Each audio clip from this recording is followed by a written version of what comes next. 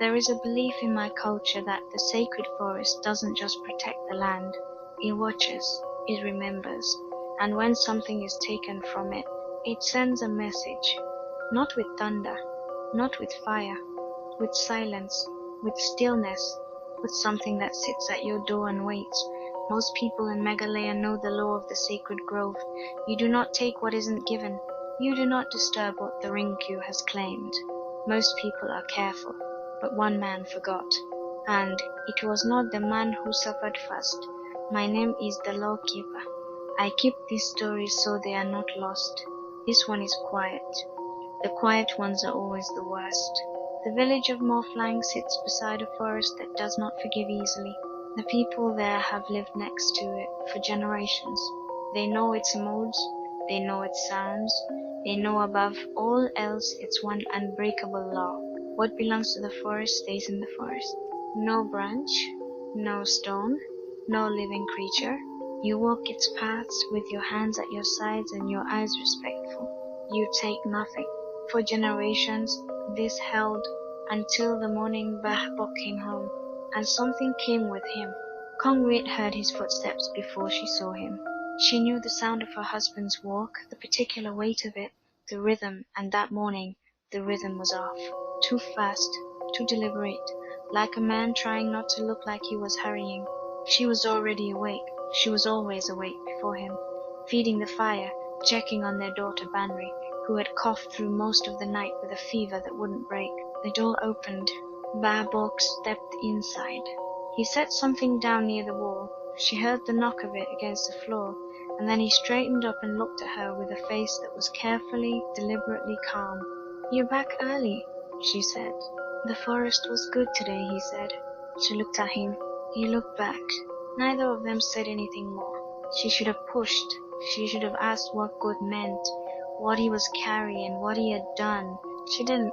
She turned back to the fire. She would spend a long time afterward wishing she had turned back around. By afternoon, Banri's cough had become something worse. The fever climbed. Her small body burned under Kong Rit's hands too hot, too fast, rising in a way that felt less like sickness and more like punishment. By evening, she was shaky. By night, she was crying out in her sleep words that made no sense, directions to places that didn't exist, names that had never been spoken in their house. Kong Rit sat beside her daughter all night with a cold cloth and a quiet, desperate prayer. She told herself, children get fevers, it means nothing, she will be better by morning. By morning, she was worse. Kong Rit found it just after dawn. She had stepped outside to get water, and she stopped. There, at the base of the front door, coiled against the lowest step, as though it had always been there, as though it belonged there, was a snake. Not small, not the kind you dismiss with a wave of your hand. It was thick-bodied and patterned like old bark, long enough that its tail wrapped twice around the bottom step and rested on the bare earth below. Its head was raised just slightly, and its eyes were open. Flat, black, watching. Kong Rit did not scream. Something about the way it sat, the absolute stillness of it, stopped the scream before it could form. This did not feel like an animal that had wandered somewhere by accident. This felt like something that had arrived on purpose. With patience, she stepped back inside. Bahbok. Her husband came to the door. He looked at the snake. His face did something complicated, a flicker of something that passed too quickly for her to name, and then he said, "I'll get a stick." "Don't," Kong Rit said. The word came out sharp and certain. She didn't plan it. It just came. Bahbok looked at her. She looked at the snake. "Leave it," she said. She went back inside to her daughter. By noon the snake had not moved. Not an inch, not a coil. Neighbors came and stood at the edge of the path, speaking in low voices, keeping their distance. Children were pulled away from the gate. Dogs wouldn't come near the house at all. They sat at the end of the lane and refused to approach, no matter how much their owners called. Among the neighbors who came was Meibu. She was the oldest woman in that part of Mawphlang, old enough that no one remembered a time before her, old enough that she had seen things the younger people hadn't, and understood things the younger people couldn't. She came, she stood at the path's edge. She looked at the snake for a long time. Then she looked at the house. Then slowly, with an expression Kong Rit could not read, she looked at Barbok, who was standing in the doorway with his arms crossed and his jaw tight. She said nothing. She turned around and walked home. That silence, that look, settled into Kong Rit's chest like a stone dropping into deep water. She watched her husband that afternoon the way you watch someone you are beginning to be afraid of. Not afraid of him, afraid of what he knew, what he was carrying, what he had done and hadn't said. He couldn't sit still. He kept moving from room to room, picking things up and setting them down, going to the window and looking out at the empty doorstep, and then looking away. His tea went cold. He didn't drink it. Kong Rit waited until Banri had fallen into a fitful half-sleep. And then she sat down across from her husband and she asked him, quietly, no accusation in her voice, just the flat, clean weight of a question that needed answering. What did you bring back from the forest? Nothing, he said. She waited. Just some wood, he said. Dry branches from the edge of the trees. Nothing from inside the boundary. She said nothing. She got up. She went to the pile of wood stacked beside the cooking fire. She crouched down and looked at it. The branches were smooth, grey with age, dense in a way that fieldwood wasn't. She had grown up near Mawphlang. She had walked its outer edges her whole life. She knew the difference between forest edgewood and deep forest wood, the color of it, the weight, the particular smell of old sacred things. This was not from the edge. She stood up. She didn't say anything to her husband. She put on her shawl and walked out the back door. Meibu opened her door before Kong Rit could knock a second time. She looked at her with eyes that were tired but not surprised. Come in, she said. I've been waiting. They sat across from each other in the small, warm dark of Meibu's house. Kong Rit told her everything. The wood, the way Barbok had looked when he came home, Banri's fever climbing through the night, the snake at the door. Meibu listened without interrupting. When Kong Rit finished, she was quiet for a moment. Then she asked one question. Is the wood still inside the house? Yes. Meibu closed her eyes briefly. Then here is what you must do, she said. Before the sun goes down, not after before. You take the wood out yourself, not him, you.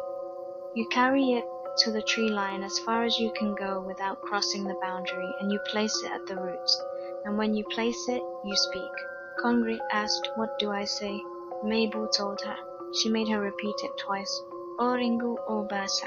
We did not know what was brought into our home. We are returning what is yours. It should never have left. Oringu Obasa. Forgive them. Kong Rit stood to leave.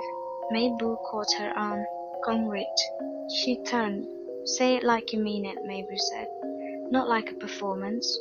Like a woman speaking to someone who is standing right in front of her. Kong Rit nodded. She walked home through the grey, late afternoon light. Barbok was in the bedroom with Banri when Kong Rit came back. She didn't speak to him. She went directly to the pile of wood beside the fire. She gathered it in her arms, all of it, every branch. The bark rough and cold against her skin, and she carried it out the front door, past the empty step where the snake had sat all day.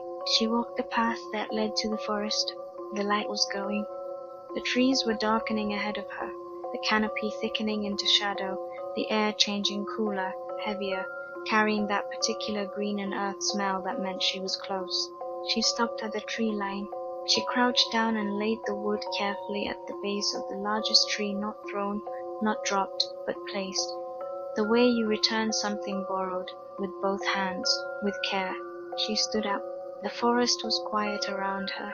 No birds, no wind, just the huge, patient silence of something very old, listening.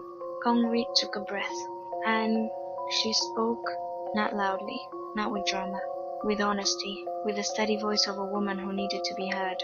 Orinkyu Obasa, we did not know what was brought into our home. We are returning what is yours. You should never have left. Orinku Obasa, forgive them. The silence after the words was absolute. Then somewhere deep in the forest a single bird called. Once, and went quiet.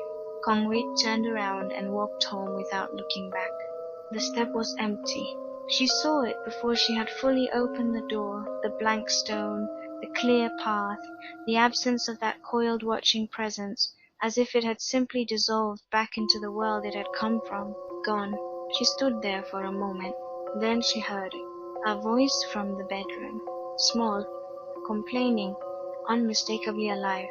"May, I'm hungry. Why hasn't anyone brought rice?" Kong Rit put her hand over her mouth. She stood in the doorway of her own house, in the early morning light, with the empty step behind her and her daughter's voice ahead of her, and she shook. Not from fear, not anymore. From something that had no clean name, relief and grief and gratitude all arriving at once, all too large, all too much. She let herself feel it for exactly one moment. Then she wiped her face, straightened her shawl, and went to make her daughter rice. Babuk never spoke about what he had taken from the forest. Kong Rit never made him. She had carried the wood back herself. She had said the words herself. She had stood at the tree line, in the fading light, and spoken to something ancient and real and waiting, and he had listened. That was enough. The snake never came back. Banri grew up strong and loud and completely unaware of what had sat outside her door the night she almost didn't get better. And Kong Rit remembered the prayer for the rest of her life. She taught it to her daughter when Banri was old enough. She told it to neighbors when they came to her with stories of strange things, animals that wouldn't leave, sicknesses that came without reason, a feeling in a house that pressed down like a hand. She always told them the same thing. Take back what isn't yours. Go to the tree line, place it with both hands, and ask, "O Rinki o Basa, forgive them." The sacred forest of Mawphlang still stands today. The Rinkyu and the Basa are still there. The people who live beside it still know the law, not because it is written anywhere, but because they remember the stories like this one, of a snake that did not need to attack, that only needed to sit and wait and be seen